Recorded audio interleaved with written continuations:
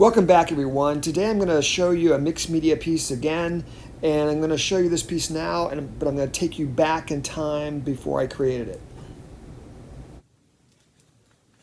I'm going to start again with some cold pressed watercolor paper, 140 pound, which I usually normally use. And I'm just going to bring some walnut ink with my Chinese brush into this image and just kind of bring some shapes in, nothing too particular to begin with. And if you've seen some of my previous videos, I often start this way. If you like the video, please subscribe, leave comments, likes. Definitely helps my video continue. Okay, here I'm going to bring in a plastic bottle. And I always like doing this technique. It kind of leaves some ghostly images behind as you swirl it around. And you can do this with several layers if you wish. And as you start this technique with the plastic bottle, you'll realize pretty quickly it lightens it, especially if you're using walnut ink. Acrylic ink might be a little darker, but walnut's a little lighter. So I'm going to bring some more walnut in over top of this and let it soak in.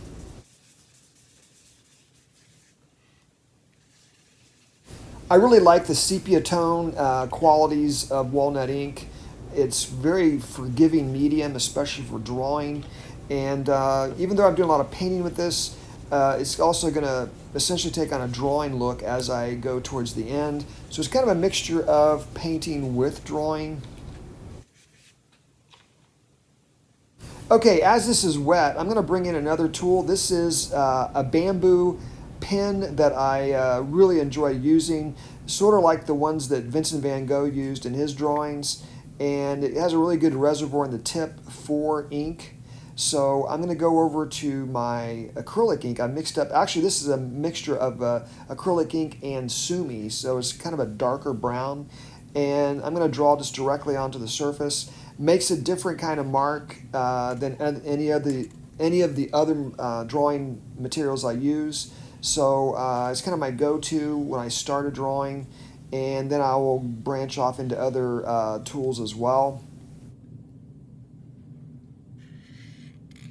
I've talked a lot about ghostly presences in other drawing videos I've made, and that's something I've really connected to. It's kind of a part of the voice I use for my own personal work, and I think it kind of reflects life in some ways, where things are constantly changing, constantly evolving.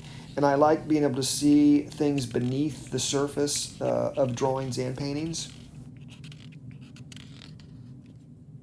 Okay, next up here is my pen with nibs. You can use different sizes, and I have a variety of sizes, but I'm using this very thin point one.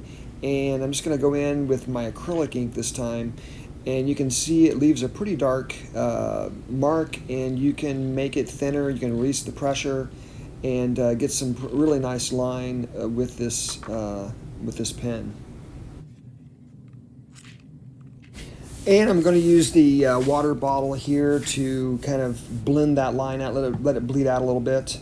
You can also take some wet, on the wet surface, you can take your pen, draw onto that, and really get these nice blooms of bleeding. Okay, here we back to the aerial shot here, looking down at the image I've done. I started bringing some shapes in, and I'm going to continue doing that. I've experimented with some of the small line, but I'm going to go over top of some of it. Just kind of go around the surface and bring in different circular shapes. Right now I'm just trying to investigate, trying to bring line and shape onto the page, maybe a certain amount of balancing the different shapes I'm putting on here, looking at asymmetry perhaps, and just trying to find openings that will bring me into some place that will allow me to bring in an image that will kind of speak to me. That's kind of a hard thing to describe, but I keep working the surface until I find something that I want to work with.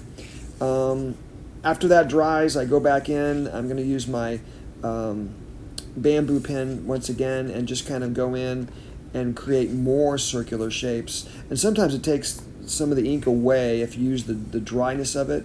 So you can get almost a sgraffito effect with scratching in some ways if it's not dark. So I'm going to also bring in some bits of walnut ink again. And I'm just building up the surface. I still don't know exactly what I'm going to put on top of it. And like I said in previous videos, you may want to keep it just as a non-objective painting. That happens to me a lot. I'll have a surface I really like, and I don't really want to bring any recognizable subject matter into it. So I'm just kind of going around the surface, finding watery areas that will allow a bleed. I really like the right-hand side of this, how those bleeds really worked out. A lot of different tones on this, even though I'm only using walnut ink. And now I'm turning it in different directions to kind of get a feel to what side is the place I'm going to work from. And that's a decision for you to make as well.